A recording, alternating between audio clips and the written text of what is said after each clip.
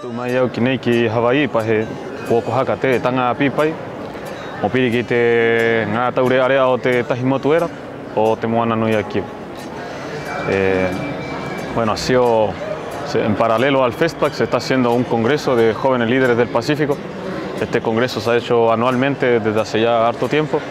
y es la primera vez que Rapa Nui forma parte de esto, así que esperamos abrir una puerta para que en los próximos años puedan seguir seleccionando a jóvenes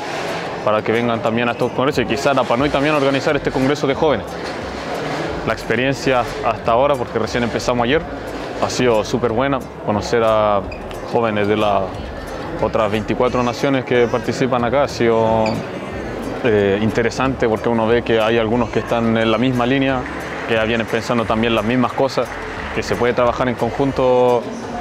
para generar mayor vínculo político y también social y cultural con las otras islas. Al final estos jóvenes también son quienes van a estar liderando el día de mañana en sus respectivos países.